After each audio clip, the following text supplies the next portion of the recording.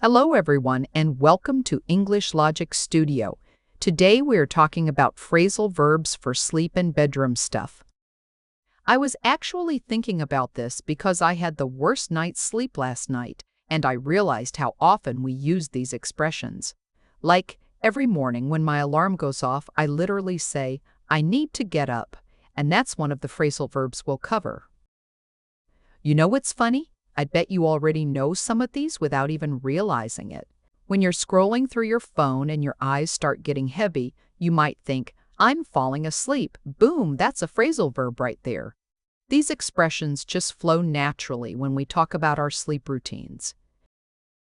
Our first phrasal verb is wake up. Picture this scene. A person is sleeping peacefully in bed, completely unconscious to the world around them. And then, that person is not sleeping anymore. They open their eyes, they become aware of their surroundings. This is called wake up. It means a person transitions from being asleep to being awake and alert. Let me show you how this works in real conversations. First example, I woke up at 7 a.m. this morning. In this sentence, woke up means the person stopped sleeping and became conscious at 7 a.m. Second example, the thunderstorm woke me up in the middle of the night. Here, woke me up means something external. The loud thunder caused the person to stop sleeping and become alert. So wake up is always about that transition from sleeping to being awake and aware. Our second phrasal verb is get up. Now watch this. Here's someone lying in bed, eyes wide open, scrolling through their phone. They're totally awake, right? But watch. They're still horizontal, still under the covers, still in bed. Now here comes the magic moment. They throw off the blanket, swing their legs over the side, and actually stand up. That's getting up. It's all about the physical movement, your body going from lying down to vertical. Now let me give you some practical examples. First example, I woke up at 6 but didn't get up till 7 because my bed felt like a warm hug. In this sentence, didn't get up means the person finally stood up and left their bed at 7 a.m., even though they were already awake at 6 a.m. Second example, I don't want to get up on Monday mornings. In this case, don't want to get up means the person doesn't want to do the physical action of standing up and leaving their comfortable bed to start the work week. So get up is always about the physical movement from lying down to standing up. Our third phrasal verb is fall asleep. Imagine this scene. Here's someone in bed after a long day. Their head hits the pillow, they close their eyes, and everything starts to fade away. Their thoughts get quieter, their body relaxes, and gradually, they're gone. This beautiful, peaceful transition from being awake to being asleep is called fall asleep. Here are some perfect examples of how we use this.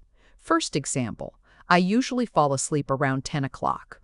In this sentence, fall asleep means the person normally begins sleeping at 10 p.m. each night. Second example, I fell asleep while watching the movie last night.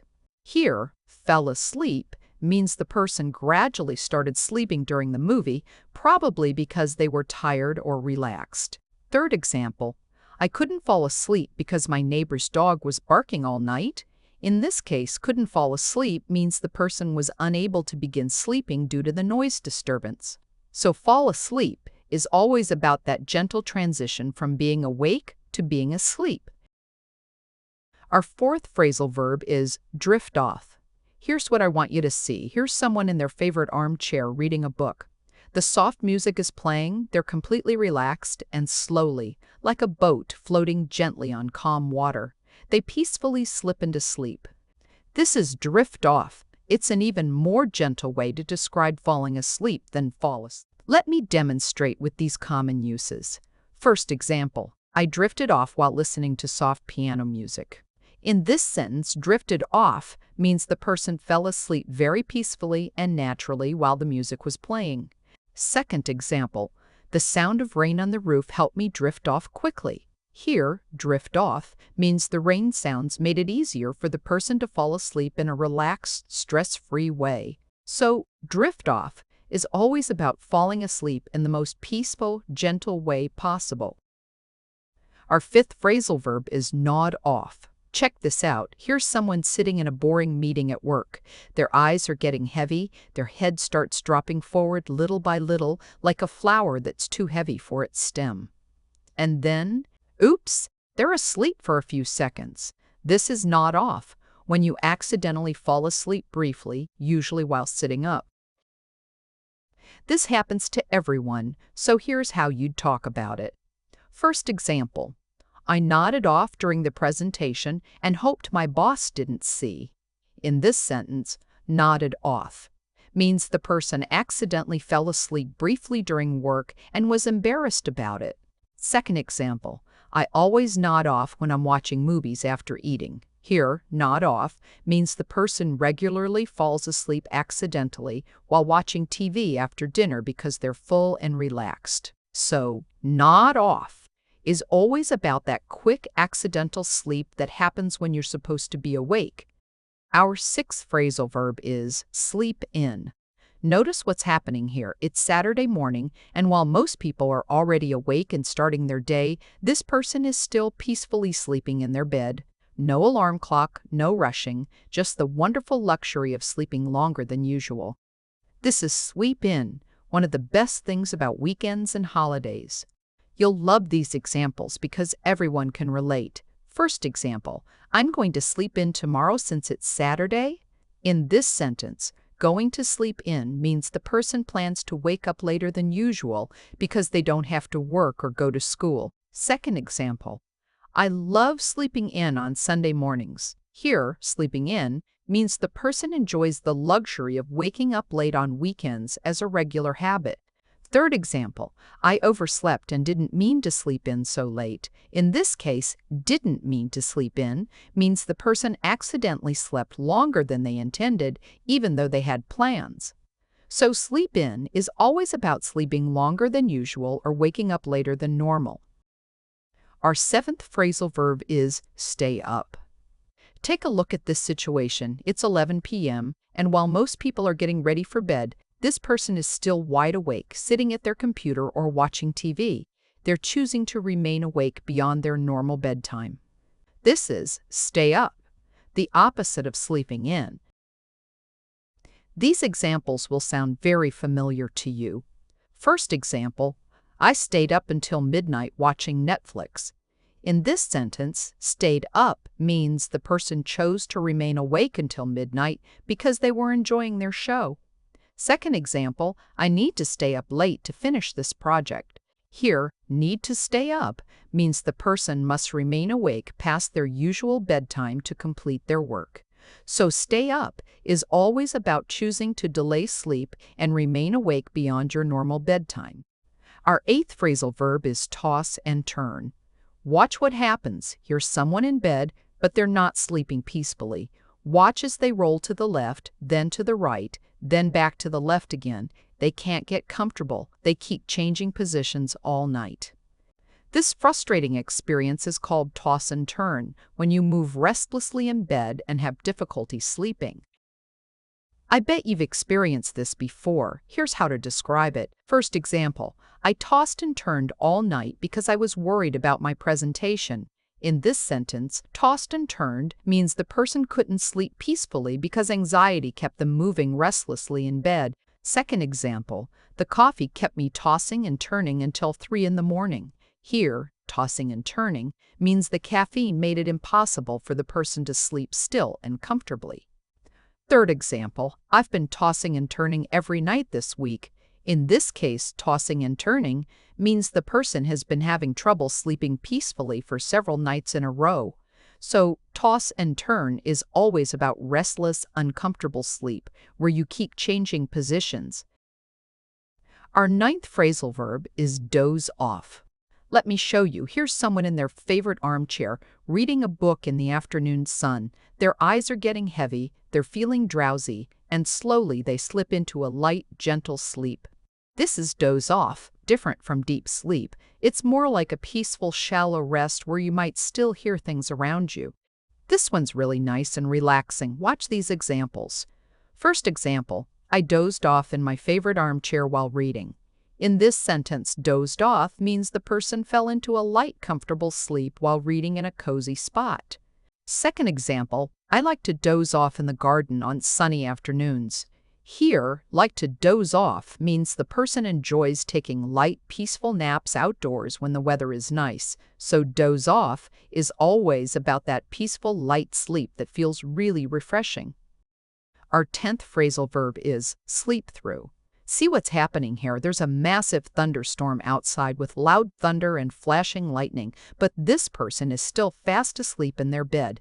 They're not waking up despite all the noise and disturbance. This impressive ability is called sleep through, to continue sleeping even when something would normally wake you up. Some people are amazing at this. Check out these situations. First example, I slept through the thunderstorm last night. In this sentence, slept through means the person continued sleeping despite the loud storm sounds that would normally wake someone up. Second example, how did you sleep through that loud construction noise? Here, sleep through means the person managed to stay asleep even with very loud building sounds happening nearby. Third example, I slept through my alarm and was late for work. In this case, slept through means the person didn't wake up when their alarm went off, so they overslept. So sleep through is always about continuing to sleep despite noise, disturbance, or something that should wake you up. Our 11th phrasal verb is wind down. Pay attention to this. Here's someone after a busy day at work. Instead of immediately jumping into bed, they're taking a hot bath, reading a book, or doing gentle stretches. They're gradually slowing down their activities and preparing their mind and body for sleep. This important transition is called wind down. This is such an important habit. Let me show you typical ways to use it. First example, I like to wind down with a hot bath before bed.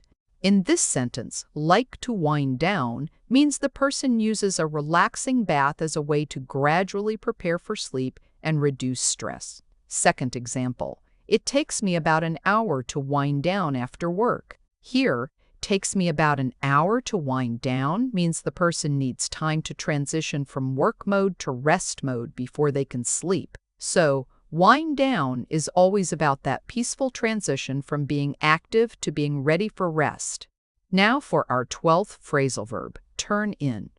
Watch this person checking the clock, seeing it's 10:30 p.m., and putting down their phone or book. They're preparing to go to bed. Now they're walking toward the bedroom, getting into bed, and turning off the bedside lamp. This formal way of saying go to sleep is called turn in. This is a slightly more formal expression. These are perfect sentence examples. First example, I'm exhausted, so I think I'll turn in early tonight. In this sentence, will turn in means the person is going to bed earlier than usual because they're very tired. Second example, my parents always turn in by 9 p.m. Here, turn in means the parents regularly go to bed at 9 p.m. every night. Third example, after the long meeting, everyone decided to turn in. In this case, decided to turn in means the group agreed to go to bed after their meeting ended. So, turn in is always about the decision to go to bed and sleep. Moving on to our 13th phrasal verb, knock out. Notice this person who's feeling completely exhausted. Their eyelids are heavy, and they can barely keep their eyes open. The moment they hit the pillow, they instantly fall into deep sleep. This immediate sleep from overwhelming tiredness is called knock out. This is about instant sleep. Let me give you some real examples. First example, the medicine knocked me out for 12 hours. In this sentence, knocked out means the medicine made the person fall asleep immediately and stay asleep for a very long time. Second example, I was so tired that I knocked out the second I got home. Here, knocked out means the person fell asleep instantly due to extreme exhaustion. So, knock out is always about falling asleep immediately and completely. Our 14th phrasal verb is crash out. Observe this person who suddenly falls asleep on the couch, in a chair, or even in a random place. They didn't plan to sleep there, but exhaustion took over and they collapsed into deep, unplanned sleep. This sudden, unexpected sleep is called crash out. This is about unplanned sleep. Here's how you use it in conversation. First example, I crashed out on the couch while watching TV. In this sentence, crashed out means the person fell asleep unexpectedly while watching television, not planning to sleep there. Second example, after working all night, he crashed out at his desk. Or crashed out means the person fell asleep suddenly at his workspace due to extreme fatigue. Third example, the kids crashed out after their busy day at the park. In this case, crashed out means the children fell asleep heavily and suddenly after being very active. So crash out is always about sudden, unplanned sleep. Our final phrasal verb is sleep off. Let me paint this picture. Here's someone who has a headache, or maybe they're feeling tired from jet lag, or perhaps they caught a cold. Instead of taking medicine, they're going to bed early, using sleep as their cure. This is sleep off, using sleep as medicine to recover from something and feel better. This is like using sleep as your natural medicine. Here's how it works. First example, I'm going to sleep off this headache. In this sentence, sleep off means the person plans to use sleep to make their headache go away naturally. Second example, I need to sleep off the jet lag from my trip. Here, sleep off means the person will use sleep to recover from the tiredness caused by traveling across time zones. So, sleep off is always about using sleep to heal or recover from something that's bothering you. All right, that's all 15 phrasal verbs. Honestly, I use these so much in daily conversation that I don't even think about it anymore. Try picking just 2 or 3 that sound natural to you and start using them this week. Maybe crash out when you're texting friends or sleep in on weekends. Thanks for watching and sweet dreams. See you next time.